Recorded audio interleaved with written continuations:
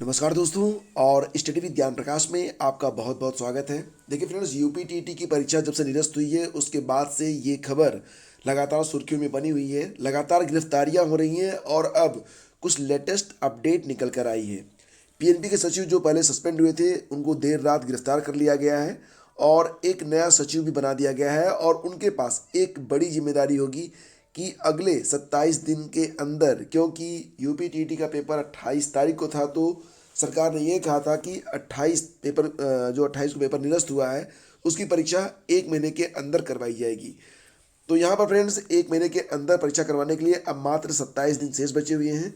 तो एक बड़ी जिम्मेदारी मिली है नए सचिव को। साथ ही साथ यूपीपीसीएस प्री का रिजल्ट कल देर शाम जारी कर दिया गया और जो रिजल्ट जारी हुआ है उसको अगर देखा जाए तो मात्र 11 गुना अभ्यर्थी ही पास आउट हुए हैं। तो एक बड़ा सवाल उठा है कि 15 गुना से डायरेक्ट 11 गुना क्यों आ गए। और इसी के साथ एक बड़ी खबर और भी है कि जो लोग आवेदन किए हुए हैं आरओ के लिए हाई कोर्ट में, उनका जो एडमिट कार्ड है वो जारी हो गया है। तो आइए खबरों को देखते हैं विस्तार से। सबसे पहले आपको बता दें कि टीटी पेपर लीक प्रकरण में पेपर आउट कराने और परीक्षा को शुचितापूर्ण न करा पाने पर संजय उपाध्याय के खिलाफ सख्त कार्रवाई हुई है और परीक्षा नियामक सचिव संजय उपाध्याय को गिरफ्तार कर लिया गया है। तो पूरा मामला ये है कि यूपीएसटीएफ ने टीटी पेपर लीक मामले में सचिव परीक्षा नियामक प्राधिकारी संजय उपाध्याय को गिरफ्तार कर लिया है। प्रदेश सरकार ने संजय को मंगलवार को निलंबित किया था। रात को उन्हें पूछताछ के लिए एसटीएफ मुख्यालय बुलाया गया था। देर रात उन्हें गिरफ्तार कर लिया गया। संजय पर आरोप है कि उन्होंने बिना जांच पड़ताल किए एक ऐसी एजेंसी को पेपर छापने की जिम्मेदारी दे दी जिसके पास न अनुभव था न ही इस स्तर का काम करने के लिए सुरक्षित प्रिंटिंग प्रेस काम देने से पहले उसकी गोपनीयता भी नहीं परखी गई थी। एसटीएफ के एडीजी अमिताभ यस ने बताया कि इस मामले में दिल्ली से प्रश्नपत्र छापने वाली एजेंसी आरएसएम फिंजर लिमिटेड के निदेशक राय अनूप प्रसाद से पूछताछ में संजय उपाध्याय की अस्पष्ट भूमिका सामने आई थी, जिसके बाद उन्हें पूछताछ के लिए एसटीएफ कार्यालय बुलाया गया और विस्तृत पूछताछ के बाद प्रश्नपत्र आउट करने में और परीक्षा शुचितापूर्वक न करा पाने में संलिप्तता के कारण उन्हें देर रात गिरफ्तार कर लिया गया। उन्होंने 26 अक्टूबर 2021 को दिल्ली के बदरपुर की एजेंसी आरएसएम फिंजर लिमिटेड को प्रश्नपत्रों की बुकलेट छापने का वर्क ऑर्डर दिया था। एडीजी के मुताबिक इस एजेंसी के पास सिक्योरिटी प्रिंटिंग प्रेस की सुविधा उपलब्ध नहीं थी और इस काम के लिए यह एजेंसी सक्षम नहीं थी और इस एजेंसी ने वर्क ऑर्डर मिलने के एजेंसी ने सुरक्षा मानकों की अनदेखी करते हुए 4 अलग अलग प्रिंटिंग प्रेस से पेपर छपवाने का काम करवाया। पेपर छपवाने वाली एजेंसी ने कदम कदम पर गड़बड़ी की, जिसके कारण पेपर आउट हो गया और परीक्षा निरस्त करनी पड़ी है।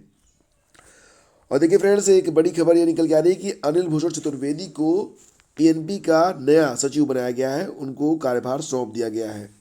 तो इसी के साथ इनके ऊपर एक बड़ी जिम्मेदारी भी आ गई है। फिलहाल खबर ये भी है कि टीटी पेपर लीक मामले में अलग अलग जिलों में दर्ज हो रहे मुकदमों की जांच पुलिस के विशेष अनुसंधान दल को यानी कि एसआईटी को सौंपी जा सकती है और इस मामले में अभी शासन स्तर पर विचार विमर्श चल रहा है। उत्तर प्रदेश अधीनस्थ चयन आयोग की परीक्षा में हुई धांधली की जांच भी एसआईटी पहले से ही कर रही है।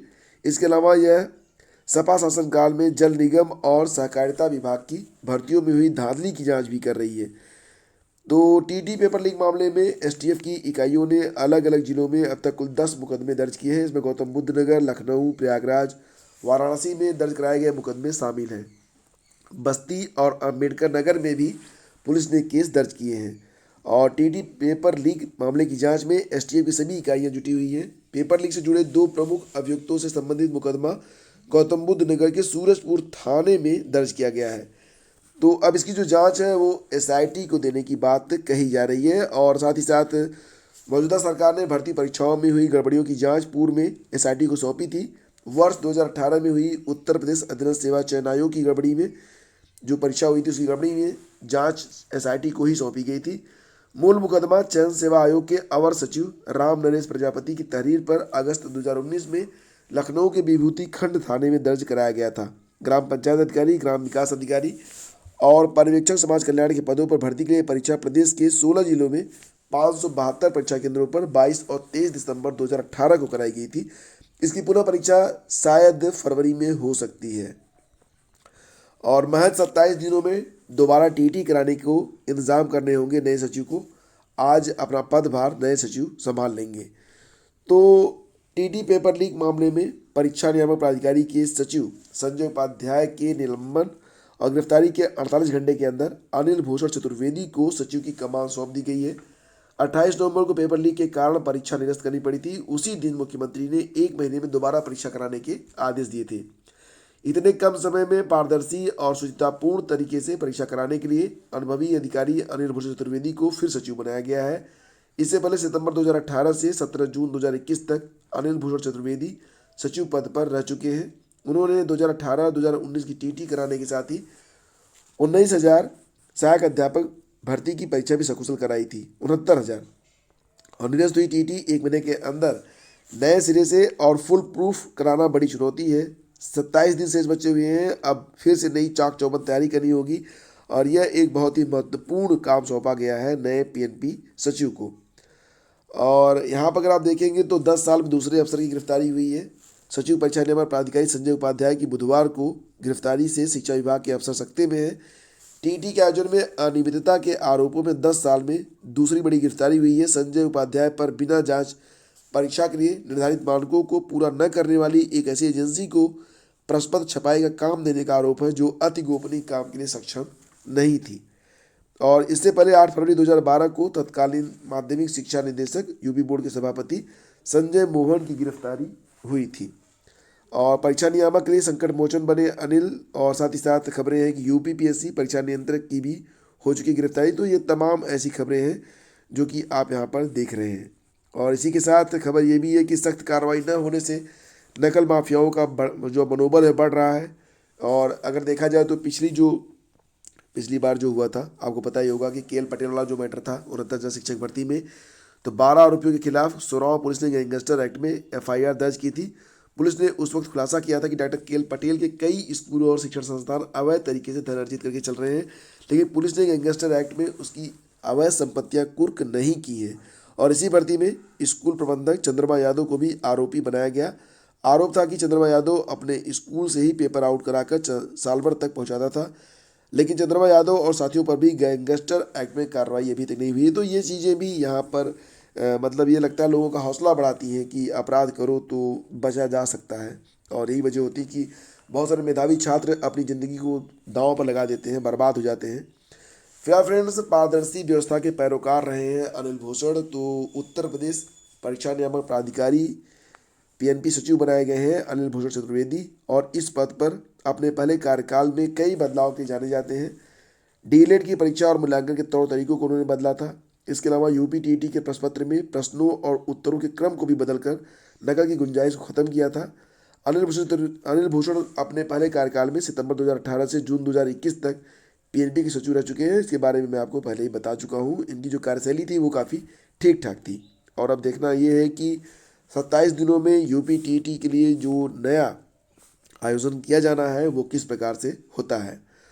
और वहीं पर सीबीएसई, आईसीएसई और राज्य शिक्षा बोर्डों में बटी स्कूली शिक्षा को एक जैसा स्वरूप देने के लिए संसद की अस्थायी समिति ने देश भर के स्कूलों के लिए एक समान यानी कॉमन पाठ्यक्रम विकसित करने का सुझाव दिया है। साथ ही शिक्षा मंत्रालय ने कहा है कि वह इससे जुड़ी संभावनाओं पर काम करे।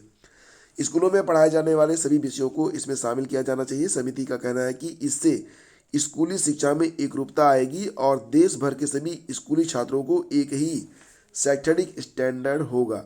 भाजपा सांसद डॉक्टर विनय सहस्त्रबुद्धे की अगुवाई वाली शिक्षा मंत्रालय से जुड़ी संसद की अस्थायी समिति ने स्कूली शिक्षा को लेकर यह अहम सिफारिश उस समय की है जब राष्ट्रीय शिक्षा नीति के अमल का काम तेजी से चल रहा है। तो मतलब जितने भी स्कूल कॉलेज हैं पूरे देश के, सबका जो पाठ्यक्रम होगा वो एक होना चाहिए। यही इस पूरे जो है मैटर का निष्कर्ष है।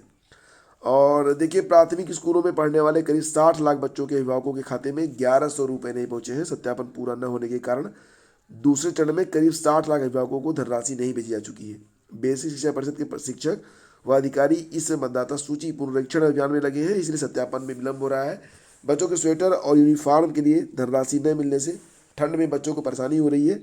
उत्तर प्रदेश सरकार पहली बार प्राथमिक और उच्च प्राथमिक विद्यालयों में पढ़ने वाली कक्षा 1 से 8 तक के बच्चों को उनके जो अभिभावक हैं उनके खाते में 1100 रुपये भेज रही है, ताकि वे बच्चों को यूनिफॉर्म, स्कूल बैग, जूता, मोजा और स्वेटर आदि खरीद कर दे सकें। मुख्यमंत्री योगी आदित्यनाथ ने योजना का शुभारंभ किया और उसके कुछ दिन बाद ही करीब 1,20,00,000 बच्चों के अभिभावकों को तय धनराशि भेजी जा चुकी है। जिनके बैंक खाते अपडेट थे उसमें तत्काल धन पहुंचा, अन्य में निरंतर पहुंच रहा है। दूसरे चरण में करीब 60 लाख बच्चों के अभिभावकों का जिले में सत्यापन चल रहा है।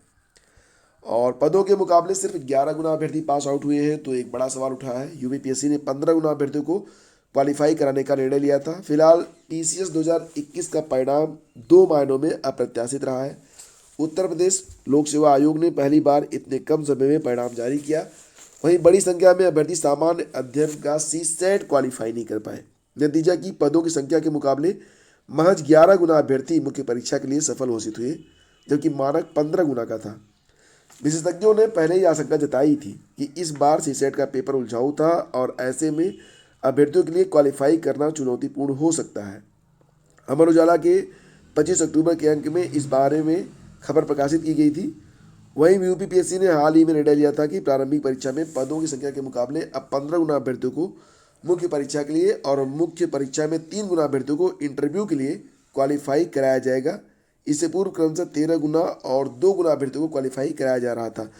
तो फिलहाल जो परिणाम आया है उसमें बहुत सारे अभ्यर्थी सीसेट पास आउट न होने की वजह से परीक्षा पास नहीं कर पाए हैं, और यही वजह है कि इस बार बहुत कम संख्या में 694 पदों के मुकाबले केवल 7,688 अभ्यर्थी मुख्य परीक्षा के लिए सफल घोषित हुए हैं, जो पदों की संख्या के मुकाबले 11.33 गुना है। वहीं एसीएफ और आरएफओ के 16 पद थे, जिस पर 296 अभ्यर्थियों को मुख्य परीक्षा के लिए क्वालिफाई कराया गया है, जो आयोग की ओर से निर्धारित मानक के अनुरूप है।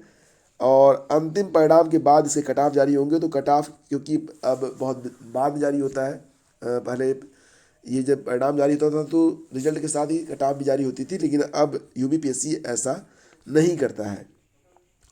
और इसी के साथ खबर ये भी है कि पीसीएस प्रारंभिक परीक्षा में 7,688 अभ्यर्थी सफल हुए हैं। एसीएफ आरएफओ का प्री परिणाम जारी कर दिया गया है, और ये जो रिजल्ट है इसे आप टेलीग्राम चैनल स्टडी विद ज्ञान प्रकाश पर जाकर देख सकते हैं। और देखिए फ्रेंड्स, अगर आपने इलाहाबाद हाई कोर्ट के लिए आरओ परीक्षा के लिए आवेदन किया हुआ है तो आपका जो एडमिट कार्ड है ये जारी कर दिया गया है। इसे आप एप्लीकेशन नंबर और डेट ऑफ बर्थ डालकर आप डाउनलोड कर सकते हैं। और आपकी जो परीक्षा होगी यह 10 दिसंबर से शुरू हो रही है, 7 जनवरी तक चलेगी। क्वेश्चन पेपर का जो पहला पार्ट होगा वो बाइलिंगुअल होगा, हिंदी और अंग्रेजी में। इस पर एक डिटेल वीडियो मैं आपको शीघ्र ही उपलब्ध कराऊंगा ताकि आपको परीक्षा के बारे में पूरी जानकारी मिल सके। एडमिट कार्ड में आपका एग्ज़ाम डेट, ड्यूरेशन, टाइमिंग, मतलब सारी जानकारी आपको आपके एडमिट कार्ड पर दी गई है। लिंक है recruitment.nta.nic.in या फिर www.allahabadhighcourt.in। तो ये 2 लिंक है, इन दोनों पर लॉगिन करके आप अपना एडमिट कार्ड डाउनलोड कर सकते हैं। और देखिए फ्रेंड्स, थोड़ा सा जुकाम है तो मतलब आपको जो है आवाज़ बदली लग रही होगी, लेकिन थोड़ा सा आप लोग मैनेज करिए। और आप सभी के उज्जवल भविष्य की शुभकामनाएं मैं देता हूँ। इसी के साथ वीडियो को समाप्त करते हैं। Thank you so much.